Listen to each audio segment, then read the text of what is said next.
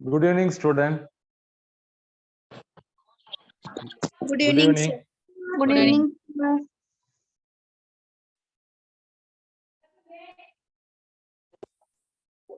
பூமியில் கொடுக்கப்பட்டுள்ள புகைப்பட கருவிகள் மூலம் நிலவில் எடுக்கப்படும் புகைப்படங்கள் எல்லாம் பூமிக்கு வந்து சேரும். Okay. நிலவில் பரப்பில் காணப்படும் வெப்ப மாறுதல்கள்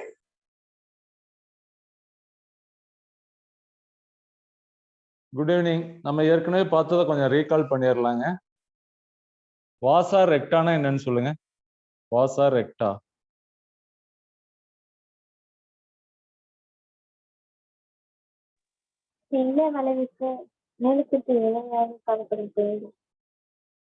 வாசா ரெக்டா அப்படிங்கிறது ஹென்லே குழாய்க்கு இணையாக காணப்படக்கூடியது. ஓகேங்களா? ஜக்ஸ்டா மெடுலரின்னா என்னங்க?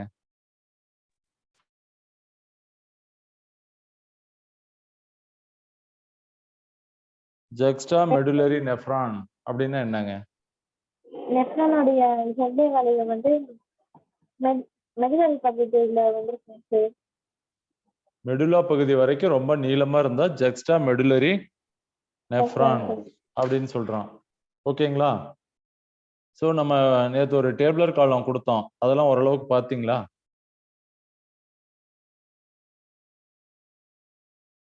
பாத்தீங்களாமா? ஒரு டேபிளர் காலத்துல என்னென்ன எக்ஸ்கிரிட்டரி வேஸ்ட், என்ன எக்ஸ்கிரிட்டரி ஆர்கன் அதெல்லாம் கொடுத்தோம்ல. சார் உங்களுக்கு அனுப்பி விட்டுருப்பாரு, பாத்தீங்களா? சரி, இன்னைக்கு அனுப்ப சொல்றாங்க. சரி, கவனிங்க. ஸோ அடுத்தது ஃபங்க்ஷன் ஆஃப், இதுல பாத்தீங்கன்னா நம்ம அடுத்த டாபிக் குழாய்களின் செயல்பாடு, ஃபங்க்ஷன் ஆஃப் த டியூபியூல்ஸ், அதை பார்க்க போறோம். இதுல முதல்ல பாத்தீங்கன்னா அண்மை சுருள் நுண்குழல், அதுதான் ப்ராக்சிமல் கான்வல்யூட்டட் டியூபியூல்ஸ். நம்ம இப்ப பாக்குறது எல்லாமே நெஃப்ரானை பத்தி பார்த்துக்கிட்டு இருக்கிறோம். நெஃப்ரான்ல ஒரு பார்ட் தான் வந்து ப்ராக்சிமல் கான்வல்யூட்டட் டியூபியூல்ஸ் அப்படின்னு சொல்றோம். சரிங்களா? இது எங்க இருக்கும்னா மால்பிஜியன் டியூபியூல்ஸுக்கு பக்கத்திலேயே இருக்கக்கூடிய ஒரு பகுதி தான் ப்ராக்சிமல் கான்வல்யூட்டட் டியூபியூல்ஸ் அப்படின்னு சொல்றோம். எளிய கியூபாய்டல் தூரிகை எல்லை எபித்திலியம், இதை நம்ம நேத்தே பார்த்தோம். அதோட உள்பகுதியில என்ன இருக்கும்னா எளிய கியூபாய்டல் தூரிகை எல்லை எபித்திலியம் என்ற உட்பூச்சை அண்மை சுருள்குழல் கொண்டுள்ளது. இது ரீஅப்சார்ப்ஷன் பரப்பளவை அதிகரிக்கிறது. ஸோ அண்மை சுருள் நுண்குழலுக்கு எப்படி அந்த ரீஅப்சார்ப்ஷன் கேப்பபிலிட்டி இருக்கு அப்படின்னு பாத்தீங்கன்னா, அதுக்குள்ள இருக்கக்கூடிய ஒரு எபித்திலியம் செல்ஸ். அந்த எபித்திலியம் எப்படி இருக்கும் அப்படின்னா கியூபாய்டல் தூரிகை அப்படிங்கிற மாதிரி சிம்பிள் கியூபாய்டல் பிரஷ் பார்டர் அப்படின்னு சொல்றோம். சரிங்களா? எபித்திலியத்திலேயே அதோட மேல் பகுதி பிரஷ் பார்டர் மாதிரி இருக்கிறதுனால அதுக்கு அந்த பேர் சொல்றோம். இதோட உள்பூச்சி அதிகமா இருக்கிறதுனால அது என்ன செய்யும், ஈஸியா அதோட பிரஷ் பார்டரை வச்சு, சரிங்களா, ரீஅப்சார்ப்ஷனுக்கு இதை பயன்படுத்திக்குது. ஓகேங்களா? அண்மை சுருள் நுண்குழல் ப்ராக்சிமல் கான்வல்யூட்டட் டியூபியூல்ஸ் அப்படின்னாவே நமக்கு ஈஸியா ஞாபகம் வச்சு வந்துடணும். எளிய கியூபாய்டல் தூரிகை எல்லை epithelium, simple cuboidal brush border அப்படிங்கிறது அதோட உள்பூச்சா இருக்கும் அப்படின்னு நல்லா ஞாபகம் வச்சுங்க. அடுத்தது ஒண்ணு பாருங்க, கிட்டத்தட்ட அனைத்து அத்தியாவசிய ஊட்டச்சத்துக்களும் 70% மின் பகுளிகள் மற்றும் நீர் போன்றவை இந்த பகுதியின் வழியே ரீஅப்சார்ப்ஷன் பண்ணப்படுகிறது. சரிங்களா? இந்த பகுதியில தான் வந்து கிட்டத்தட்ட நம்ம ஃபில்டர் ஆகி நிறைய பொருள் வெளியில போவோம். ஆனா வெளியில போனதுல 70% வந்து நமக்கு எலக்ட்ரோலைட்ஸ் மற்றும் நீர் போன்றவற்றை எகைன் நம்ம பாடி வந்து அப்சர்வ் பண்ணிக்குது இந்த இடம். சரிங்களா? ஸோ அண்மை சுருள் நுண்குழல் ஒண்ணு நல்லா தெரிஞ்சுக்கங்க, கிட்னியில இருந்து நம்ம பாடிக்கு தேவையான பொருளை எல்லாமே எடுத்துக்கிட்டு வேஸ்ட்டை மட்டும்தான் கிட்னியில இருந்து வெளியில அனுப்பும். சரிங்களா? நம்ம நேத்தே பார்த்தோம், ஒரு குளுக்கோஸ் மாலிகுல்ஸ் ஒரு யூரின்ல இருக்கு அப்படின்னாவே அது உங்களுக்கு வந்து டயபெட்டிஸ் மிலிட்டஸ் அப்படிங்கிற சுகர் நோய் இருக்கு அப்படின்னு அர்த்தம். சரிங்களா? அது எல்லாத்துக்குமே அதை வந்து சுகரை வெளியில விடவே விடாது, ஏன்னா அது நம்ம பாடிக்கு ரொம்ப முக்கியமான ஒரு பொருள். சரிங்களா? அந்த மாலிகுல்ஸை வெளியில விடவே விடாது. விட்டுருச்சுன்னா நமக்கு டயபெட்டிஸ் மிலிட்டஸ் சுகர் இருக்கு அப்படின்னு அர்த்தம். கிட்டத்தட்ட அனைத்து அத்தியாவசிய ஊட்டச்சத்துக்களும் 70% 80% மின் பகுளிகள் இந்த 70 80% இதை கொஞ்சம் அண்டர்லைன் பண்ணிக்கோங்க. சரிங்களா? இதுல இது முக்கியமானது. 70 80% மின்பகுளிகள் எலக்ட்ரோலைட்ஸ் மற்றும் நீர் போன்றவை இந்த பகுதியின் வழியே மீளுறிஞ்சப்படுகிறது. அடுத்தது பாருங்க, வடி திரவத்தினுள் ஹைட்ரஜன் அயனிகள், அமோனியா மற்றும் பொட்டாசியம் அயனிகள் தேர்ந்தெடுக்கப்பட்ட சுரப்புகள் மூலமாகவும் மற்றும் இதிலிருந்து HCO3 உறிஞ்சுதல் மூலமும் பிசிடி ப்ராக்சிமல் கன்வெர்ட்டர் டியூபிள்ஸ் ஆனது உடல் திரவங்களின் pH மற்றும் அயனி சமநிலையை பராமரிக்க உதவுகிறது. நம்ம ஏற்கனவே பார்த்தோம், பிசிடியோட முக்கியமான வேலை அயனி நம்ம உடம்புல உள்ள அயனி சமநிலையை சரி பண்ணும், pH கரெக்டா மெயின்டைன் பண்ணும். சரிங்களா? அந்த மாதிரி இருக்கிறதுனால மாலிகூல்ஸ் எல்லாம் எல்லாத்தையும் வெளியில விட்டுறாது. என்னென்ன உடம்புக்கு தேவையோ அதெல்லாம் அப்சர்வ் பண்ணி ஃபில்டர் ஆகி வெளியில வந்துட்டு யூஸ்ஃபுல் திங்ஸ் இருந்தாலும் அதை அப்சர்வ் பண்ணி வெளியில அனுப்புறது தான் இதோட வேலை. அதனால இதை என்ன சொல்றோம்னா அயனி சமநிலையை பராமரிக்க உதவுகிறது. சரிங்களா? வடி திரவம் அப்படிங்கிறது அந்த கிளாமருலார் ஃபில்ட்ரேஷன்ல பிளட் வடிகட்டிட்டு அதுல இருக்கிறது தான் நம்ம வடி திரவம் அப்படின்னு சொல்றோம். வடி திரவத்தினுள் ஹைட்ரஜன் அயனிகள், அமோனியா மற்றும் பொட்டாசியம் அயனிகள், அப்படியே மெமரி பண்ணுங்க என்னென்ன அயனிகள் அது வந்து எடுத்துக்குது. ஹைட்ரஜன் அயனிகள், அமோனியா, பொட்டாசியம் அயனிகள் தேர்ந்தெடுக்கப்பட்ட சுரப்புகள் மூலமாகவும் மற்றும் இதிலிருந்து HCO3 உறிஞ்சுதல் மூலமும், சரிங்களா, பிசிடி ஆனது உடல் திரவங்களின் pH மற்றும் அயனி சமநிலையை பராமரிக்க உதவுகிறது. நம்ம உடம்புல இருக்கிற அயனி சமநிலையை பராமரிக்கிறதுக்கு இந்த பிசிடி வந்து ரொம்ப முக்கியம். சரிங்களா? pH லெவலை கரெக்டா மெயின்டைன் பண்றதுக்கும் இது முக்கியம் அப்படின்னு ஞாபகம் வச்சுங்க. அடுத்தது பாருங்க, ஹென்லே வளைவு. ஹென்லே வளைவின் மேலேறு தூம்பில், சரிங்களா, மீளுறிஞ்சும் அளவு குறைந்தபட்சம் ஆகும். இருப்பினும் மெடுலரி திசுஇடை திரவத்தின் அதிக ஜவ்வூடு பரவு நீர் மாற்றத்தையை பராமரிப்பதில் இந்த பகுதி குறிப்பிடத்தக்க பங்கு வகிக்கிறது. மேலேறு பகுதியில வந்து ரீஅப்சார்ப்ஷன் அப்படிங்கிறது குறைந்தபட்சமா இருக்கும் அப்படிங்கிறத நல்லா ஞாபகம் வச்சுங்க. மேலேறு தூம்பில வந்து அசெண்டிங் டிசெண்டிங் அப்படின்னு இருக்கிறதுல அசெண்டிங்ல வந்து, சரிங்களா, ரீஅப்சார்ப்ஷன் அப்படிங்கிறது குறைந்தபட்சமா இருக்கும். இதுல நமக்கு அசெண்டிங்ல குறைந்தபட்சமா இருக்குமா, டிசெண்டிங்ல குறைந்தபட்சமா இருக்குமா அப்படின்னா அசெண்டிங்ல குறைந்தபட்சமா இருக்கும். என்ன குறைந்தபட்சமா இருக்கும்? ரீஅப்சார்ப்ஷன் பண்றது, சரிங்களா, இதுல கம்மியா இருக்கும் அப்படின்னு சொல்றோம். அடுத்தது பாருங்க, ஹென்லே வளைவின் கீழிறங்கு தூம்பானது நீரை ஊடுருவ அனுமதிக்கும், ஆனால் மின்பகுளிகளை ஊடுருவ அனுமதிப்பதில்லை. இது ரொம்ப முக்கியமானது. கீழிறங்கு பகுதி நீரை மட்டும்தான் ஊடுருவ அனுமதிக்கும், ஆனால் மின்பகுளிகளை ஊடுருவ அனுமதிப்பதில்லை. இது வடிதிரவம் கீழே நகரும் போது அதனை செறிவுபடுத்துகிறது, கான்சென்ட்ரேட் ஆகிறது. இப்ப நம்ம ஒரு மீடியம்னு எடுத்துக்கிட்டீங்கன்னா அதுல 3 டைப் ஆஃப் மீடியம் இருக்கும். சரிங்களா? Hypertonic, hypotonic, isotonic. படிச்சிருக்கீங்களா? மீடியத்துல செறிவு மிக்கது இருக்கும், சரிங்களா, செறிவு குறைவானதாக இருக்கும், அதே மாதிரி நடுநிலை செறிவு உடைய மீடியம் இருக்கும். படிச்சிருக்கீங்களாமா? மீடியத்தை எத்தனை வகையா பிரிக்கலாம்? 3 வகையா பிரிக்கலாம்.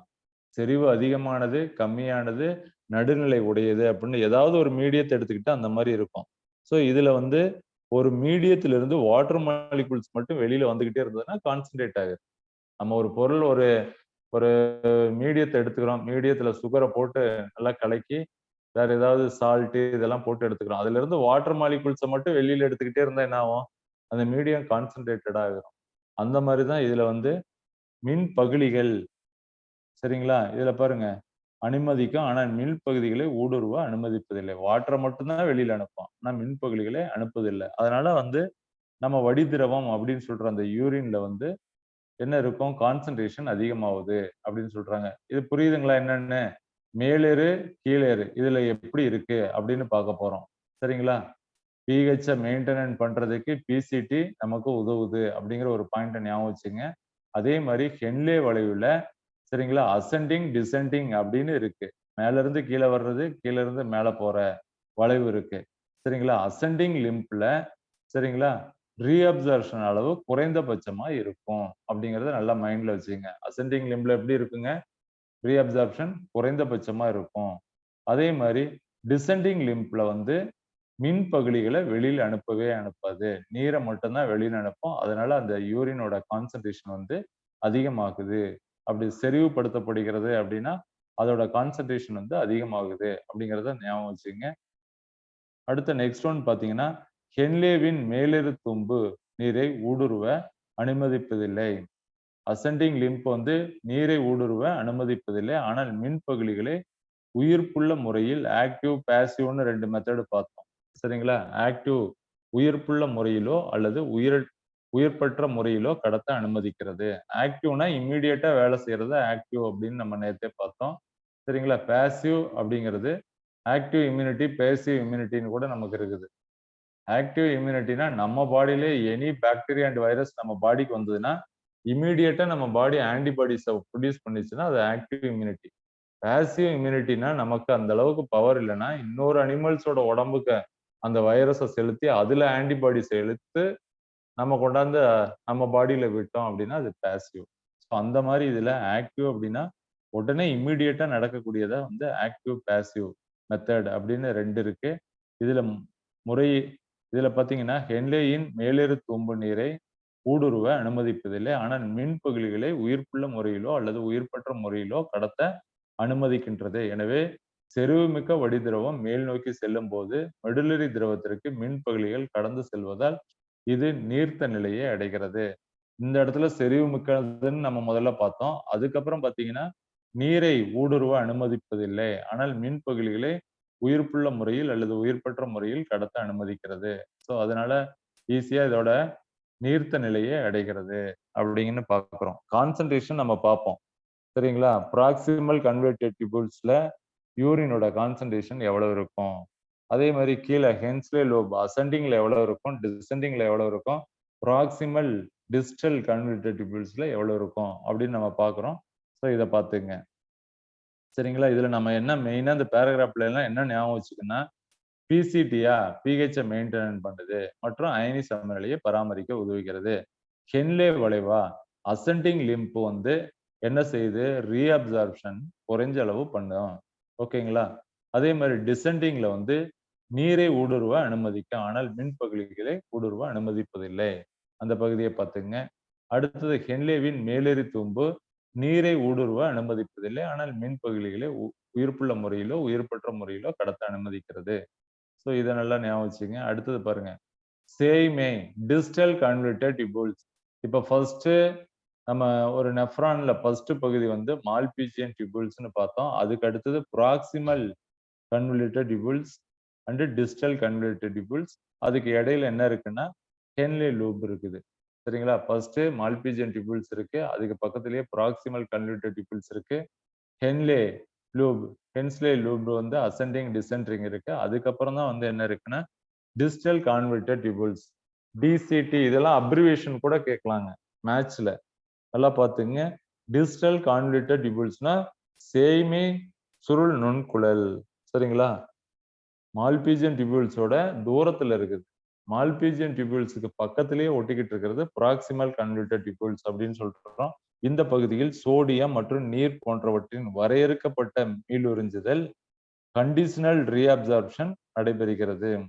ஸோ கண்டிஷனல் ரீஅப்சார்ப்ஷன்னா இவ்வளவு அப்சர்வை எடுத்துக்கணும் அப்படிங்கிறத அதுல ஒரு கண்டிஷனா வச்சுக்கிட்டு இது நடைபெறுகிறது. சேய்மை சுருள் நுண்குழலானது HCO3ஐ மீளுறிஞ்சும் தன்மை கொண்டது. மேலும் ஹைட்ரஜன் மற்றும் பொட்டாசியம் அயன்களின் செறிவு செய்யப்பட்ட சுரப்பு மற்றும் pH-ஐ பராமரிக்க தேவையான அமோனியா மற்றும் இரத்தத்தில் சோடியம் பொட்டாசியம் சமநிலையை பராமரிக்கும் தன்மையையும் சேமி சுருள் நுண்குழல் பெற்றுள்ளது. ஸோ இதுக்கு கொஞ்சம் அதிகமான ஒர்க் இருக்கு. சரிங்களா? சேமி நுண்குழல் அப்படின்னா அதுக்கப்புறம் கலெக்டிங் டக்ட் தான். சரிங்களா? கலெக்டிங் டக்ட்ல நிறைய வாட்டர் தான் எடுக்கும். அப்ப இதுக்கு நிறைய ஒர்க் இருக்கு இந்த இடத்துல. ஃபைனல் வந்துருச்சு, யூரின் ஃபைனல் வந்து அடுத்தது எங்க போகுதுங்க, சேகரிக்கும் குழாயில போய் சேகரிக்கப்படுகிறது. அப்படிங்கும் போது இதுக்கு கொஞ்சம் ஒர்க் இருக்குது. இந்த பகுதியில் சோடியம் மற்றும் நீர் போன்றவற்றின் வரையறுக்கப்பட்ட மீளுறிஞ்சுதல் கண்டிஷனல் ரீஅப்சார்ப்ஷன் நடைபெறுகிறது அப்படிங்கிறத ஞாபகம் வச்சுங்க. இங்க கேட்கலாம் கண்டிஷனல் ரீஅப்சார்ப்ஷன் எந்த பகுதியில், நெஃப்ரானின் எந்த பகுதியில் நடைபெறுகிறது அப்படின்னு கேட்பாங்க. சேய்மை சுருள் நுண்குழல். சரிங்களா? டிஸ்டல் கான்வெர்டட் டியூபிள்ஸ்ல கண்டிஷனல் ரீஅப்சார்ப்ஷன் நடைபெறுகிறது. இதை அண்டர்லைன் பண்ணிக்கங்க. அடுத்தது சேய்மை சுருள் நுண்குழலானது HCO3ஐ மீளுறிஞ்சும் தன்மை கொண்டது. சரியா? கார்பனேட்லாம் இருந்ததுன்னா அதையும் அது உறிஞ்சக்கூடிய தன்மை இதுக்கு இருக்கு. மேலும் ஹைட்ரஜன் மற்றும் பொட்டாசியம் அயனிகளின் செறிவு செய்யப்பட்ட சுரப்பு மற்றும் pH-ஐ பராமரிக்க தேவையான அமோனியா மற்றும் ரத்தத்தில் சோடியம் பொட்டாசியம் சமநிலையை பராமரிக்கும் தன்மையையும் இது கொண்டுள்ளது. நம்ம உடம்புல வந்து கரெக்டான pH, இப்ப யூரினோட pH அப்படின்னா 6 இருக்கணும். சரிங்களா? அதுக்கு மேல எல்லாம் இருக்காது. 6 இருக்கணும். அந்த 6-ஐ கரெக்டா மெயின்டைன் பண்ணணும். நம்ம ஏற்கனவே பார்த்தோம். ரெயின் வாட்டரோட pH வந்து 7 அப்படின்னு பார்த்தோம். அதே மாதிரி பிளட்டோட pH 7.34 அப்படின்னு பார்த்தோம். சரிங்களா? இதே மாதிரி யூரினோட pH வந்து 6 இருக்கணும். சரிங்களா? அதை கரெக்டா மெயின்டைன் பண்ணணும்னா அதுல என்னென்ன சப்ஸ்டன்சஸ் எல்லாம் வெளியில எடுக்கணும், என்னென்ன பொருள் எல்லாம் உள்ளார போகணும் அப்படிங்கிறத மெயின்டைன் பண்றது எதுன்னா இந்த டிஜிட்டல் கான்வல்யூட்டட் டியூபிள்ஸ். ஓகேங்களா? இதுக்கு கொஞ்சம் ஒர்க் அதிகமா இருக்கு. அடுத்தது பாருங்க, இதுக்கு அடுத்த பகுதி என்னன்னா கலெக்டிங் டக்ட். இதுதான் சேகரிக்கும் குழாய் அப்படின்னு சொல்றோம். இந்த சேகரிக்கும் குழாயில் என்ன பண்ணும்? இந்த நீண்ட குழாயானது சிறுநீரகத்தின் புறணி பகுதியில் இருந்து மெடுல்லாவின் உள் பகுதி வரை நீண்டு காணப்படுகிறது. சோ இதுவும் கொஸ்டினா கேட்கலாம். சேகரிக்கும் குழாய் வந்து கார்டெக்ஸ்லயும் இருக்கும், கிட்னியோட கார்டெக்ஸ்ல இருந்து மெடுல்லா வரைக்கும் நீளமா இருக்கும் அப்படின்னு சொல்றோம். சரிங்களா? இருந்து மெடுல்லாவின் உள்பகுதி வரை நீண்டு காணப்படுகிறது. செறிவுமிக்க சிறுநீரை கான்சென்ட்ரேட்டட் யூரினை வந்து உருவாக்க அதிக அளவு நீரானது இந்த பகுதியில் இருந்து மீளுறிஞ்சப்படுகிறது. இதுல ஒன்லி என்னத்தை எடுக்கும்னா வாட்டரை மட்டும் தான் எடுக்கும். கடைசி ஃபைனல் ஸ்டேஜுக்கு போயிருச்சு. இங்க போய் என்ன பண்ணும்? நம்ம உடம்புக்கு தேவையான வாட்டர், யூஸ்ஃபுல் வாட்டர்லாம் அதுல இருக்கு அப்படின்னா அதிகப்படியான வாட்டர் இருந்ததுனாவே அதை அப்சர்வ் பண்ணிக்கிட்டே இருக்கும். அப்பதான் யூரினோட கான்சன்ட்ரேஷன் வந்து அதிகமா ஆகும் அப்படின்ட்டு. ஸோ இப்போ நம்ம வந்து ஒவ்வொரு ஏரியாவிலையும் ஒவ்வொரு ஃபங்க்ஷன் இருக்கு. நெஃப்ரானை எடுத்துக்கிட்டோம் அப்படின்னா நெஃப்ரான்ல வந்து பௌமன் கேப்சூல்னு ஒரு பகுதி இருக்கு. அந்த பௌமன் கேப்சூல்ல தான் கிளாமருலஸ் ஃபில்ட்ரேஷன் நடக்குது. ஒரு நாளைக்கு 180 லிட்டர் திரும்ப திரும்ப திரும்ப நம்மளோட பிளட் 5.5 லிட்டரை வந்து 180 லிட்டரு இருக்கிற மாதிரி திரும்ப திரும்ப அது ஃபில்டர், அந்த 5.5 லிட்டரையே திரும்ப திரும்ப ஃபில்டர் பண்ணி நமக்கு ஒரு கணக்குக்கு 24 ஹவர்ஸுக்கு 180 லிட்டரை வந்து ஃபில்டர் பண்ணுது. ஃபில்டர் பண்ணும்போது அதுல இருக்கிற நம்ம பாடியில தேவையில்லாத எலிமினேட்டட் பொருள் எல்லாமே ஃபில்டர் ஆகி வந்துகிட்டே இருக்கும். அதுல ஏதாவது யூஸ்ஃபுல் பொருள் எல்லாம் கலந்துருச்சு அப்படின்னா ஒவ்வொரு பகுதியில ஒவ்வொரு செக்கிங்ல பிடிச்சிரும். சரிங்களா? அதுல ஃபர்ஸ்ட் ஒன்னு ப்ராக்சிமல், அதுக்கப்புறம் ஹென்ஸ்லே லூப், அசெண்டிங், டிசெண்டிங், அதுக்கப்புறம் டிஸ்டல். இதுல எல்லாம் முடிச்சுட்டு கடைசியில ஃபைனல் வந்து எங்க வருது அப்படின்னு பாத்தீங்கன்னா கலெக்டிங் டக்ட். அந்த கலெக்டிங் டக்ட்ல என்ன பண்ணும்? வாட்டரை மட்டும் நிறைய அப்சர்வ் பண்ணிரும். ஏன்னா நமக்கு நிறைய வாட்டர் நம்ம பாடியில இருந்து போயிட்டே இருந்ததுன்னு வச்சுக்கோங்க, நம்ம வந்து நமக்கு டிப்சியா, தண்ணி தாகம் எப்பயுமே எடுத்துக்கிட்டு இருக்கோம். அதனால இது எல்லாமே கரெக்டா மெயின்டைன் பண்ணிக்கிட்டே இருக்கும் நம்ம பாடியில. ஸோ ஒவ்வொரு பார்ட்ல என்ன இருக்கு அப்படிங்கிறத கொஞ்சம் நல்லா பார்த்துக்கங்க. சரிங்களா? அதுக்கு அடுத்தது பாருங்க, இதுல ஜவ்வூடு பரவலை தொடர்வதற்காக இந்த பகுதியானது சிறிய அளவிலான யூரியாவை மெடுலரி, சரிங்களா? இதுல கொஞ்சம் தெரியாத மாதிரி இருக்கு. இதை பாருங்க. இதுல ஜவ்வூடு பரவலை தொடர்வதற்காக இந்த பகுதியானது சிறிய அளவிலான யூரியாவை மெடுலரி இடைதிசுவில் அல்லது இன்டர்ஸ்டீடியத்திற்குள் மெடுலரி இன்டர்ஸ்டிஷியம் செல்ல அனுமதிக்கிறது. சரிங்களா? இதுல பாத்தீங்கன்னா ஒரு என்ன சொல்றாங்கன்னா, ஜவ்வூடு பரவலை தொடர்வதற்காக இந்த பகுதியானது சிறிய அளவிலான யூரியாவை மெடுலரி இடைதிசுவுக்குள், சரிங்களா, அந்த இடத்துல கொஞ்சோண்டு யூரியாவை அது வச்சிருக்கும். கரெக்டான அளவை மெயின்டைன் பண்றதுக்காக செல்ல அனுமதிக்கிறது.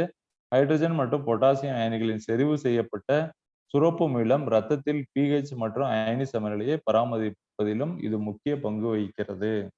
ஜவ்வூடு பரவல் கரெக்டா நடந்து நம்ம உடம்புல இருக்கிற தேவையில்லாத பொருள்லாம் கரெக்டா வெளியில போயிருச்சு அப்படின்னாவே நம்மளோட pH வந்து கரெக்டா இருக்கும். பிளட்டோட pH கரெக்டா இருக்கும். யூரினோட pH கரெக்டா இருக்கணும்னா அதுல தேவையில்லாத மாலிகூல்ஸ் எல்லாம் வெளியில அனுப்பிட்டு கரெக்டான அளவு கான்சென்ட்ரேட்டோட இருந்தாவே இருக்கும்.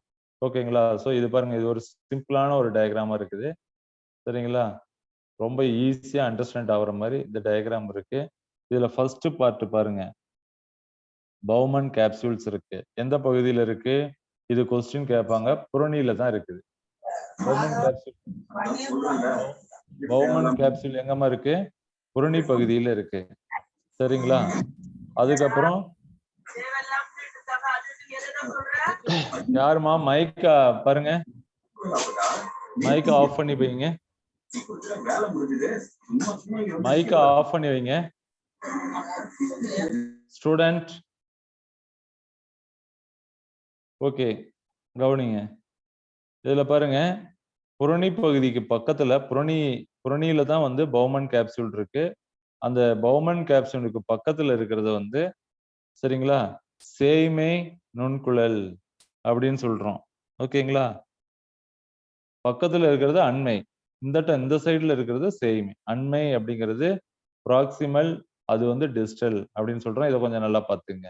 பவுமன் கேப்சூலுக்கு பக்கத்துல இருக்கிறது வந்து ப்ராக்சிமல், அதுக்கு தூரத்துல இருக்கிறது டிஸ்டல் அப்படின்னு சொல்லிடுறோம். இதுல என்னென்ன போகுது, வெளியில போகுது, ஒரு ஏரோ மார்க் கொடுத்துருக்காங்க பாருங்க. HCO3, NaCl, H2O, ஊட்டச்சத்துக்கள், ஹைட்ரஜன், அமோனியா, இது எல்லாமே பாத்தீங்கன்னா இது வழியா உள்ளார அமோனியா உள்ளார போகுது. ஆனா இதுல இருந்து water molecules, sodium chloride, sodium bicarbonate, ஊட்டச்சத்துக்கள், பொட்டாசியம் எல்லாமே நம்ம பாடிக்கு தேவையான அளவு வேணும், கரெக்டான அளவு அதிகமா போயிருச்சு அப்படின்னா நம்ம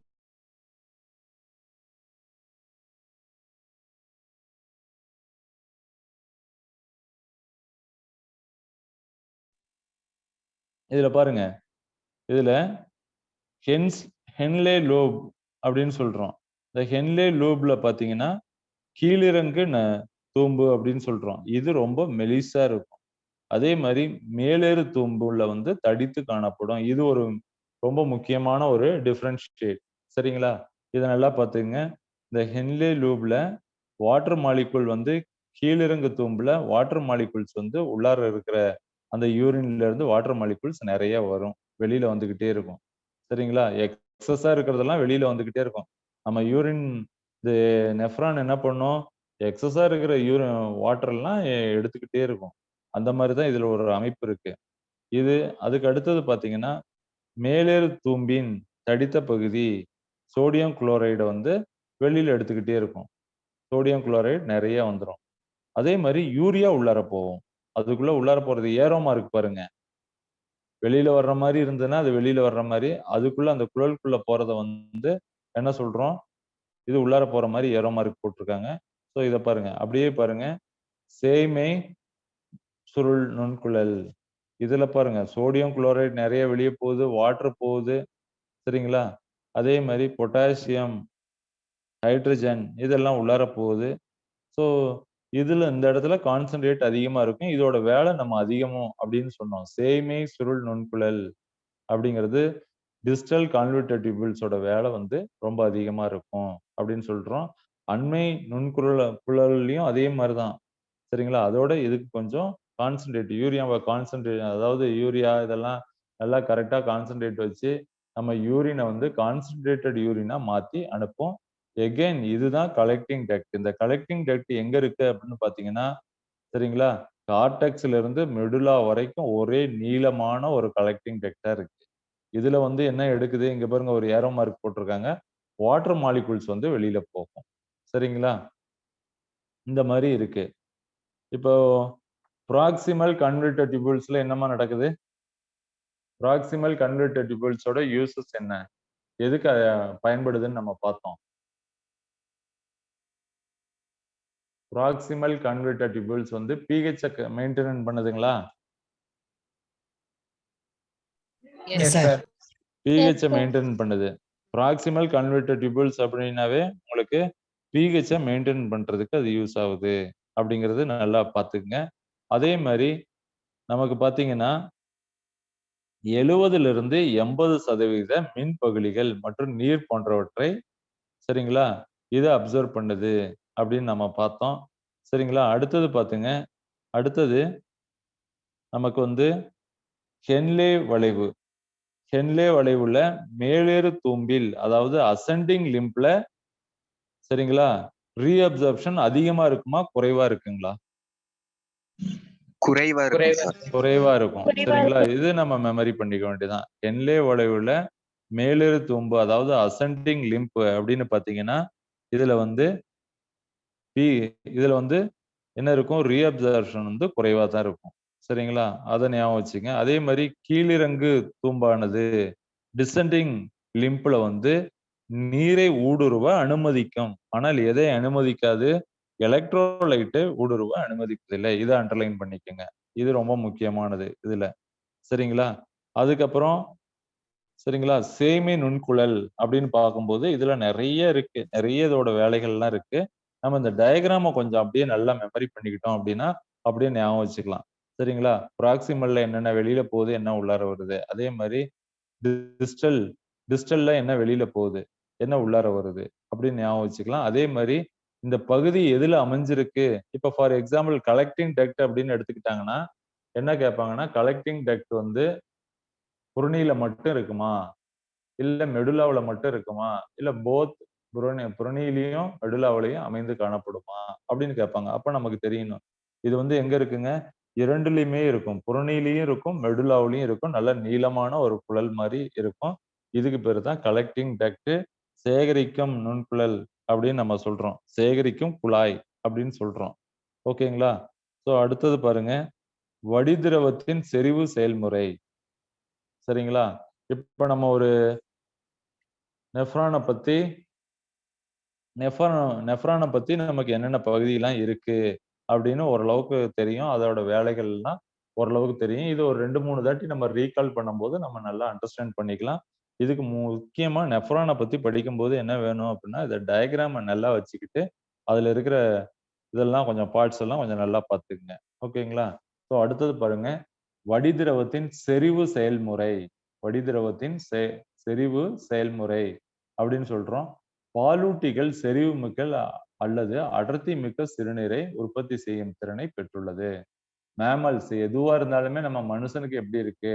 பாலூட்டிகளுக்கெல்லாம் எப்படி இருக்கு? அப்படின்னு பார்த்துடுறோம். இதுல ஹென்லே வளைவு மற்றும் வாசா ரெக்டா குறிப்பிடத்தக்க பங்கை கொண்டுள்ளன.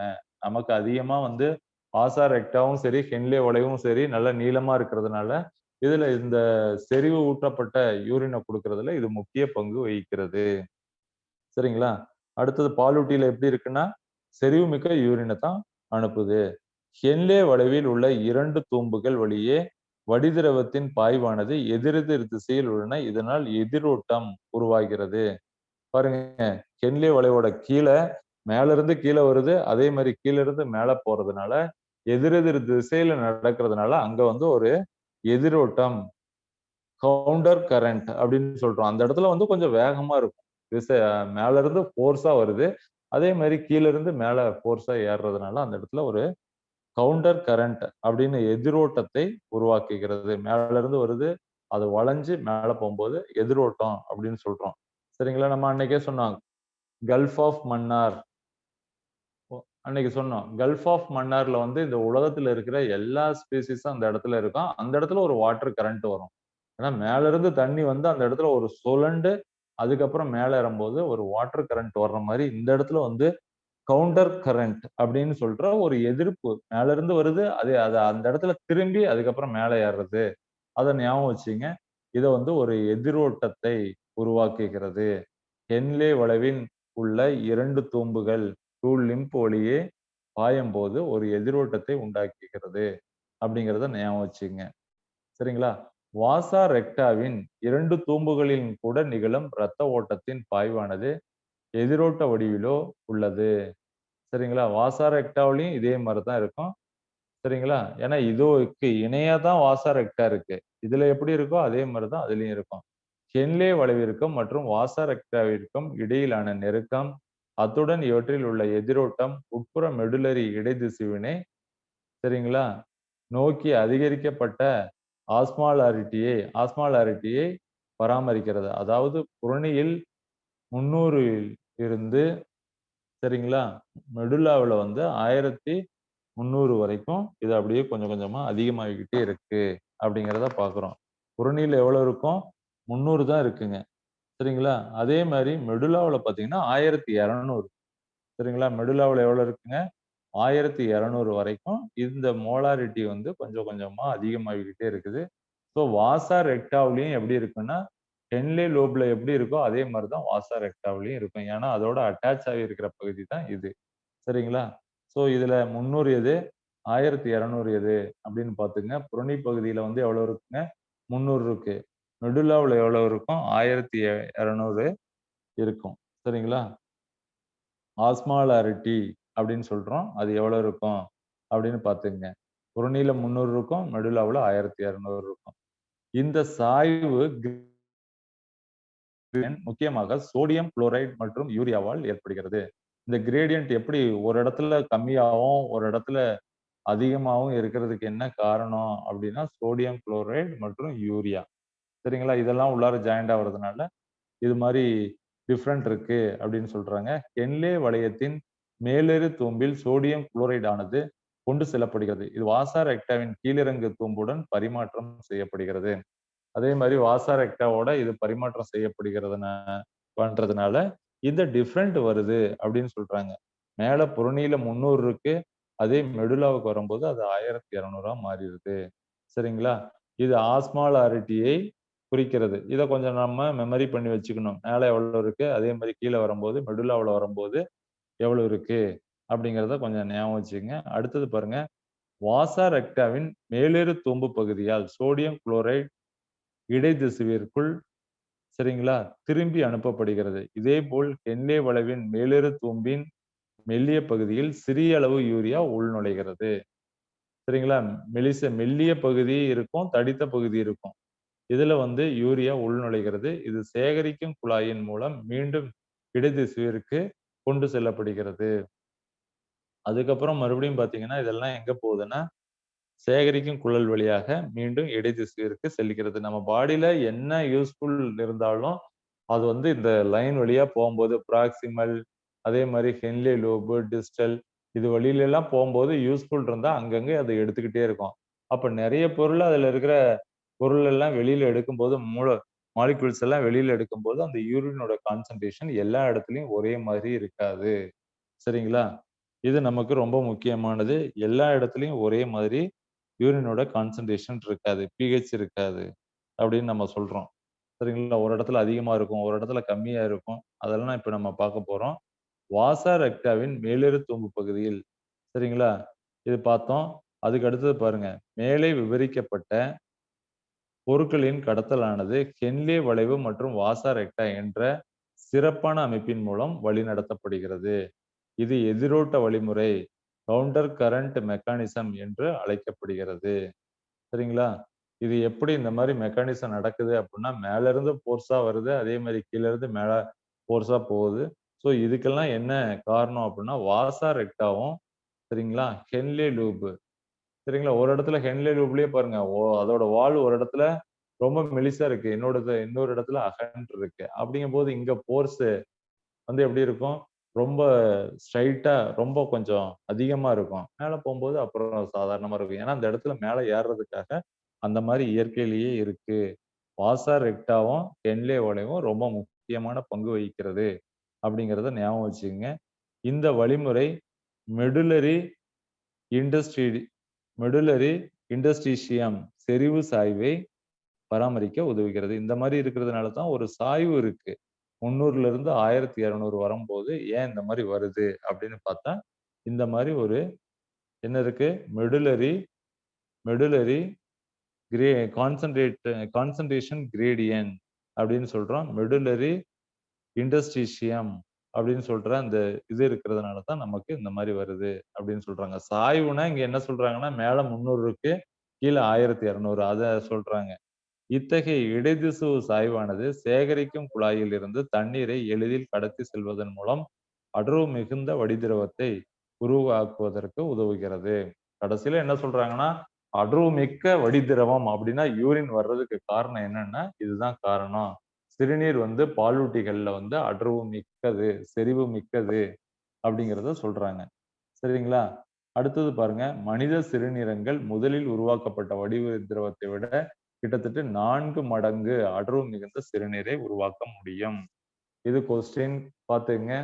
மனித சிறுநீர் உருவாக்கத்துல முதல்ல உருவாக்குன சிறுநீரோட கடைசியில சேகரிக்கும் நுண்குழல்கள்ல வரும்போது எத்தனை மடங்கு செறிவூட்டப்பட்டதாக இருக்கும் அப்படின்னு கேட்கலாம். 4 மடங்கு. சரிங்களா? எத்தனை மடங்கு செறிவூட்டப்பட்டதா இருக்கும்? 4 மடங்கு செறிவூட்டப்பட்டதாக இருக்கும். சரிங்களா? இது எல்லாமே பார்த்தீங்கன்னா, அந்த டயகிராம பேஸ் பண்ணி தான் இருக்கும். நீங்க டயகிராம நல்லா பார்த்துக்கிட்டீங்க அப்படின்னா, ஈஸியா இத வந்து நம்ம ஆன்சர் பண்ணிறலாம். இதுல முக்கியமா வந்து என்ன கேட்பாங்க அப்படின்னா, கார்டெக்ஸ் பகுதியில நெஃப்ரானோட எந்த பகுதி இருக்கும்? மெடுலா பகுதி எந்த பகுதி? மெடுலாவுல நெஃப்ரானின் எந்த பகுதி இருக்கும்? 2லயும் இருக்கிற பகுதி எது? சரிங்களா? இந்த மாரி ஒரு டிஃபரன்ஷியேட்டையும் நம்ம பண்ணி வச்சுக்கணும். சரிங்களா? இதுல பாருங்க, இந்த டயகிராம்ல இதுவும் அதே மாரி தான். மோலாரிட்டி எவ்வளவு இருக்கு அப்படின்னு பார்த்தீங்கன்னா, ஃபர்ஸ்ட் 300 இருக்கு. அதுக்கப்புறம் 800 ஆவுது. அப்புறம் 900 ஆவுது. கீழ வரும்போது 1200. சரிங்களா? இந்த மாரி மோலாரிட்டி இருக்கு அப்படின்னு நம்ம பார்க்குறோம். சரிங்களா? இது வெளிப்புற மெடுலா, இது உட்புற மெடுலா. இங்கெல்லாம் பாருங்க, கலெக்டிங் டக்ட்ல இருந்து வாட்டர் மாலிக்யூல்ஸ் நெறைய வருது. சரிங்களா? வாட்டர் மாலிக்யூல்ஸ் வந்து நெறைய வந்துரும். கொஞ்சோண்டு யூரியாவும் வெளியில வரும். அதிகமான யூரியா இருந்ததுன்னா, நம்ம பாடிக்கு வந்து கொஞ்சம் யூரியாவும் வெளியில வந்துருது. ஸோ அந்த மாரி இருக்கும்போது, இதுல பார்த்தீங்கன்னா, மறுபடியும் 1200ல இருந்து 600, 800, 600 இங்க பாருங்க 1200ல இருந்து 800, 600 சரிங்களா? அப்புறம் 300, 400, 300 இப்படியே போகுது. ஸோ இந்த கான்சென்ட் ஏன் இந்த மாரி 300 ஆவுது அப்படின்னு பார்த்தீங்கன்னா, நெறைய சோடியம் குளோரைட வெளியில அனுப்பிக்கிட்டே இருக்கு. சோடியம் குளோரைடு அதிகமா இருக்கும்போது செறிவூட்டப்பட்டதா இருக்கும். அதுக்கப்புறம் சோடியம் குளோரைடு நெறைய வெளியில வந்துகிட்டே இருக்கிறதுனால, இந்த மாரி இதோட ஆஸ்மாலாரிட்டி அப்படிங்கிறது வந்து குறைஞ்சிருது. ஸோ இதையும் மெமரி பண்ணிக்கணும். ஃபர்ஸ்ட் 300ல ஸ்டார்ட் ஆகுது. 600 அதுக்கப்புறம் 900 அதுக்கப்புறம் 1200 சரிங்களா? இத கொஞ்சம் இந்த டயகிராம் பாருங்க. இத கொஞ்சம் நல்லா மெமரி பண்ணிக்கங்க. இதுல எந்தெந்த இடத்துல சரிங்களா, வாட்டர் மாலிக்யூல்ஸ் எங்க வரும்? வாட்டர் மாலிக்யூலும் யூரியா மட்டும் தான் கலெக்டிங் டக்ட்ல வரும். யூரியா ரொம்ப குறைஞ்ச அளவு தான் வரும்.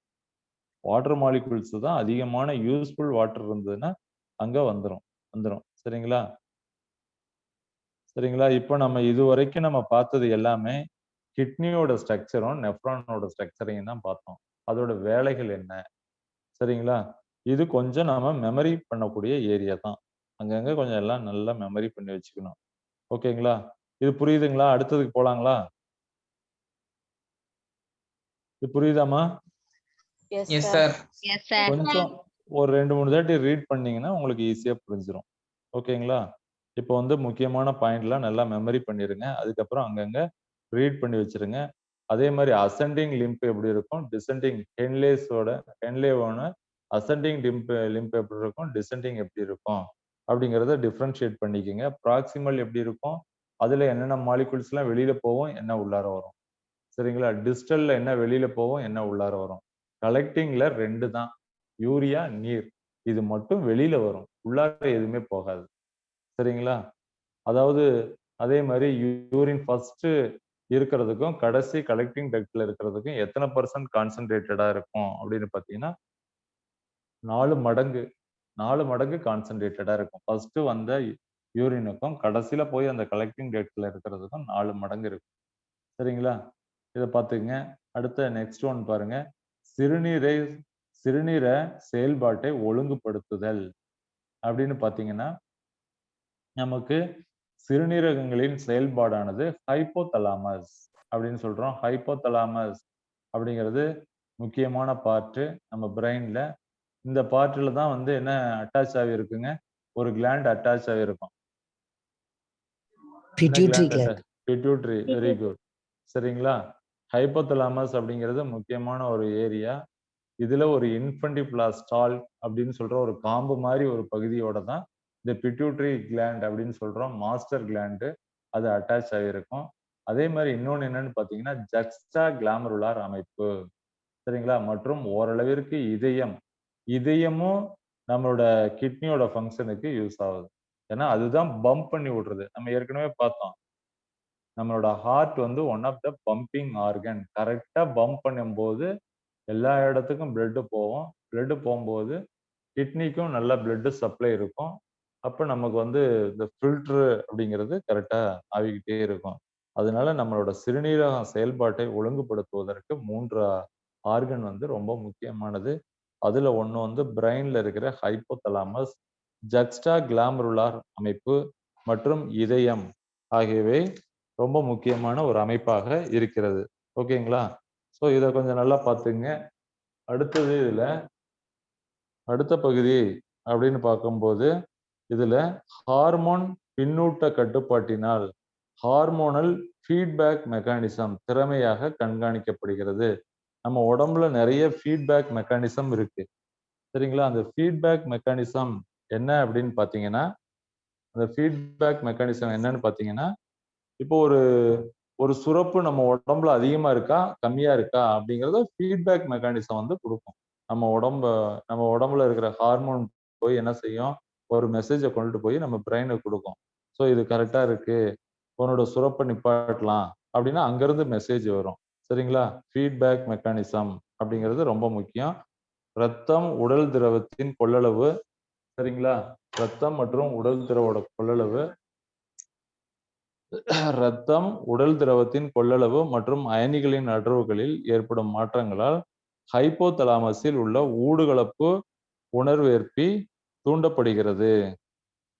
இந்த பேராகிராஃப் பாருங்க. ரத்தம், உடல் திரவத்தின் கொள்ளளவு மற்றும் அயனிகளின் அடர்வுகளில் ஏற்படும் மாற்றங்களால் ஹைப்போதலாமஸில் உள்ள ஊடுகலப்பு உணர்வேற்பி தூண்டப்படுகிறது.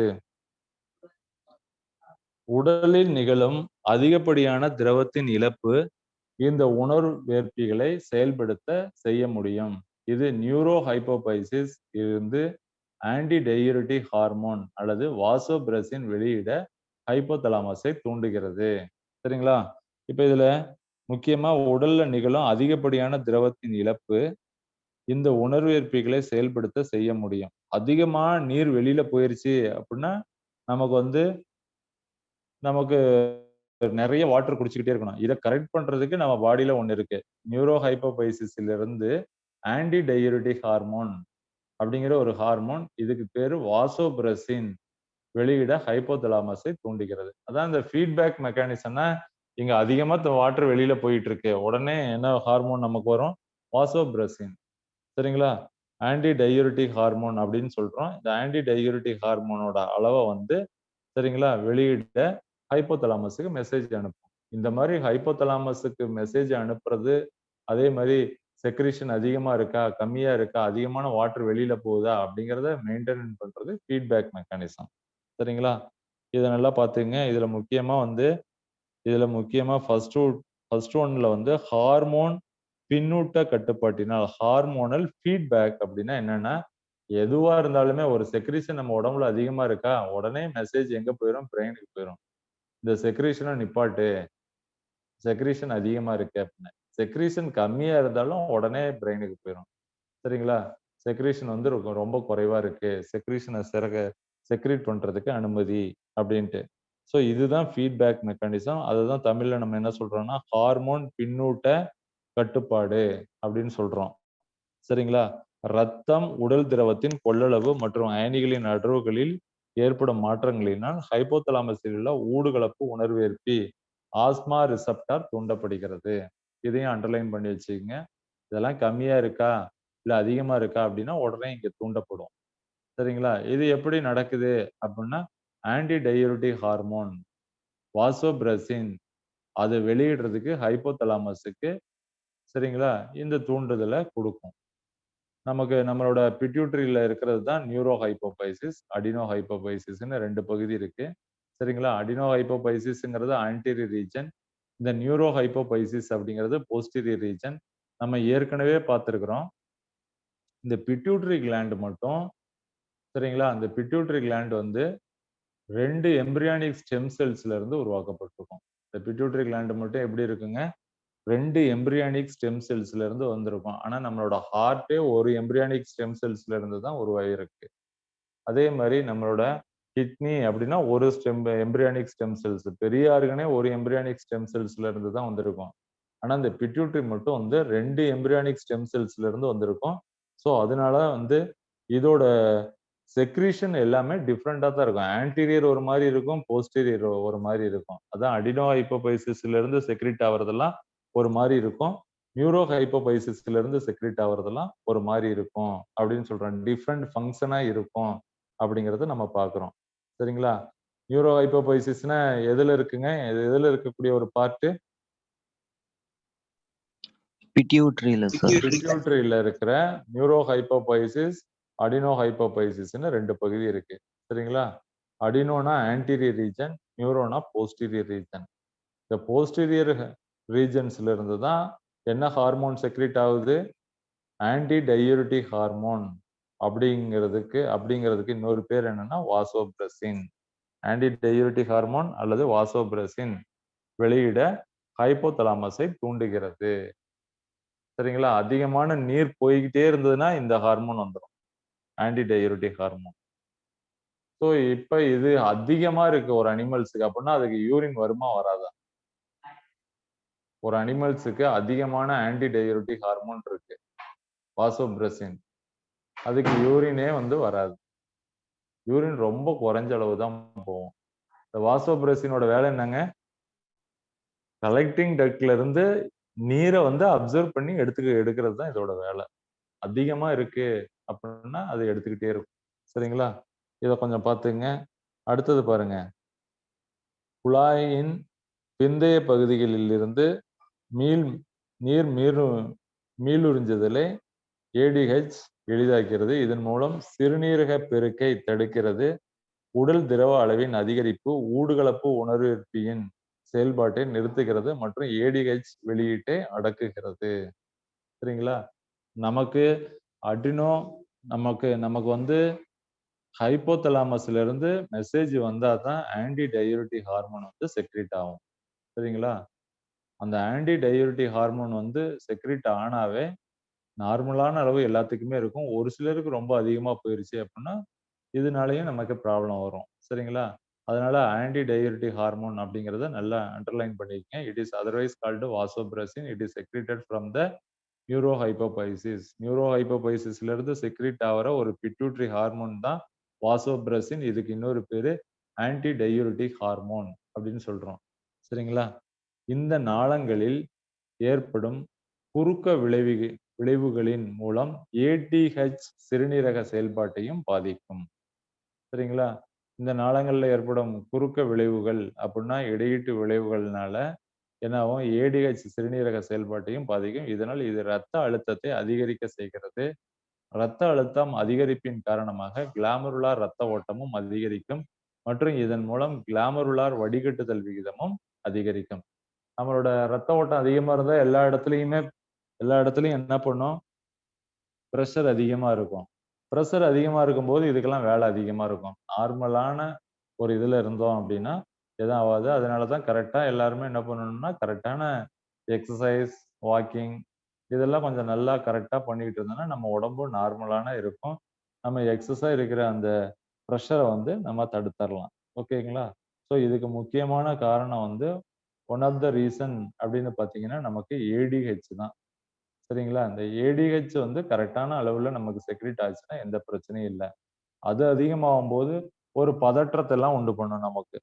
சரிங்களா? கரெக்டான அந்த யூரின் அதிகமாகும் போது நமக்கு ஒரு பதற்றத்தை உண்டு பண்ணும். கரெக்டான அளவு இருந்ததுன்னா கரெக்டான யூரின் லெவல் கரெக்டா இருக்கும். ஓகேங்களா? ஸோ அடுத்தது நெக்ஸ்ட் ஒன்று பாருங்க. ஜக்ஸ்டா கிளாமருலார் அமைப்பு ஒரு சிக்கலான ஒழுங்குபடுத்தும் பணியை மேற்கொள்கிறது. சரிங்களா? ஒரு சிக்கலான ஒழுங்குபடுத்தும் பணியை மேற்கொள்கிறது. கிளாமருலார் இரத்த ஓட்டம், கிளாமருலார் இரத்த அழுத்தம், கிளாமருலார் வடிகட்டுதல் விகிதம். சரிங்களா? கிளாமருலார் ஃபில்ட்ரேஷன் ரேட் அப்படின்னு சொல்லுவாங்க.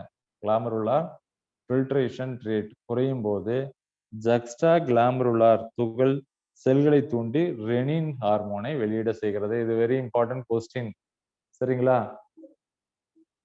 வடிகட்டு வீதம் குறையும் போது ஈஸியா ஞாபகம் வச்சுங்க. வடிகட்டோட வீதம் குறையும் போது ரெனின் அப்படிங்கிற ஒரு ஹார்மோன் செக்ரீட் ஆகும். அதை தூண்டுறது யாருன்னா ஜக்ஸ்டா கிளாமருலார் துகள் செல்களை தூண்டி ரெனின் ஹார்மோனை வெளியிட செய்கிறது. சரிங்களா? இது ரத்தத்தில் உள்ள ஆஞ்சியோடென்சினோஜனை ஆஞ்சியோடென்சினோஜன் எங்க உற்பத்தி ஆகுது அப்படின்னு பாத்தீங்கன்னா கல்லீரல்ல உற்பத்தி செய்யப்படுகிறது. ஆஞ்சியோடென்சின் 1 மற்றும் இதனை மேலும் ஆஞ்சியோடென்சின் 2 ஆக மாற்ற உதவுகிறது. சரிங்களா? இந்த மாதிரி நடக்கும்போது என்ன நடக்கும்? ரெனினோட வேலை என்ன அப்படின்னு கேட்கலாம்.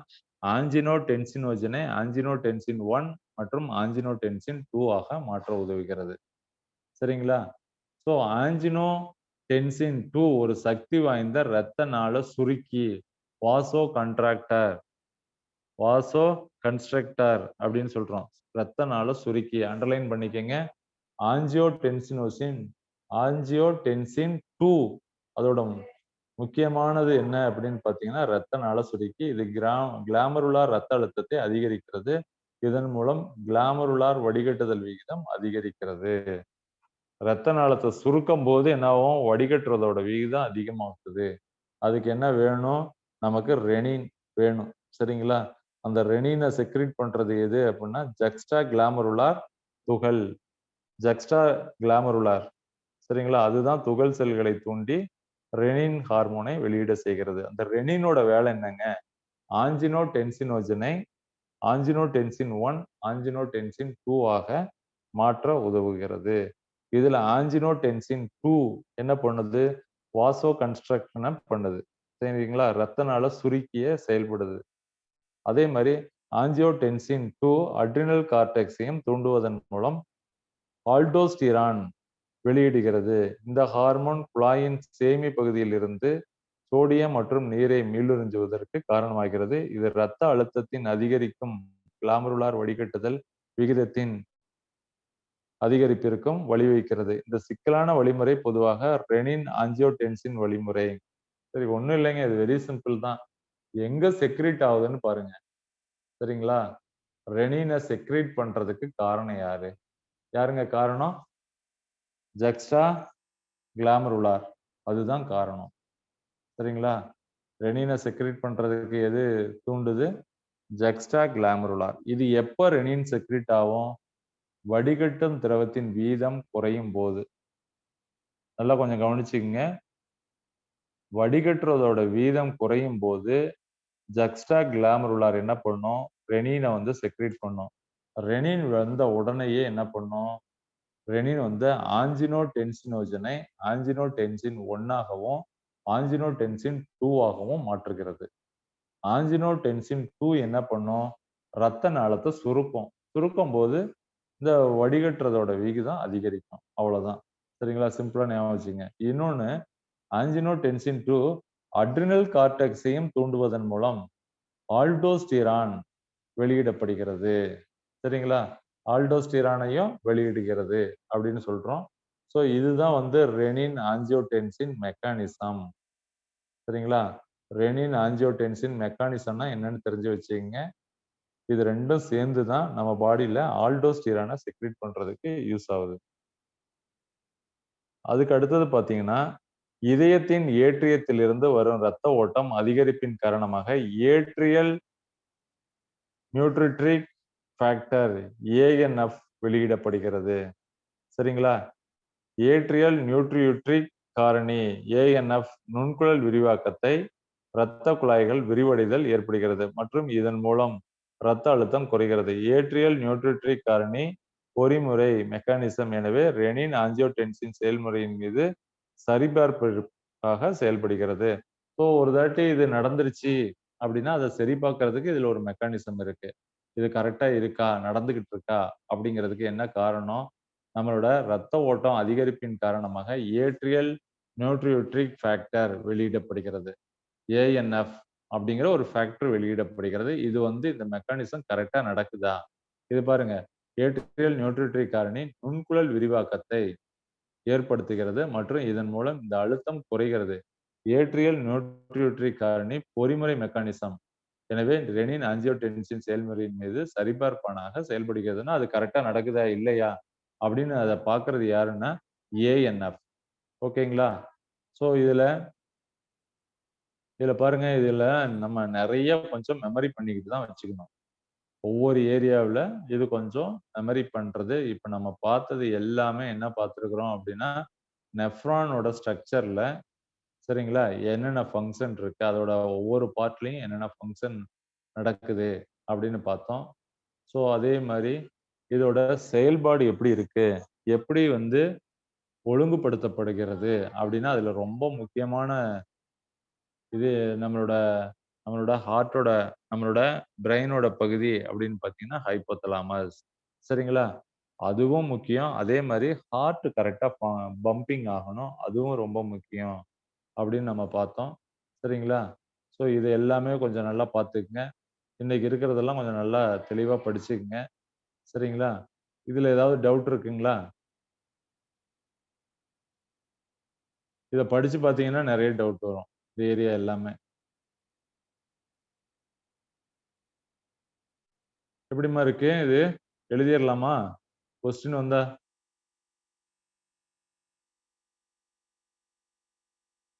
எப்படிம்மா இருக்கு? ஈஸியா இருக்கா? எப்படி இருக்கு இந்த ஏரியா? யாருமே பதில் சொல்ல ஈஸி மாட்டீங்க. தான் சார். ஈஸி தான் எழுதிறலாங்களா?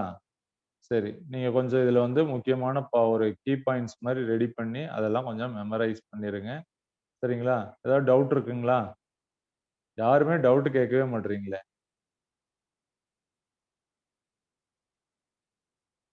நல்லா டீப்பா படிச்சீங்கன்னா உங்களுக்கு டவுட் வரும் அதுல. சரிங்களா? Okay. Thank you. Thank you, sir. Thank you sir. Okay. Thank you. Thank you, sir. Thank you, sir.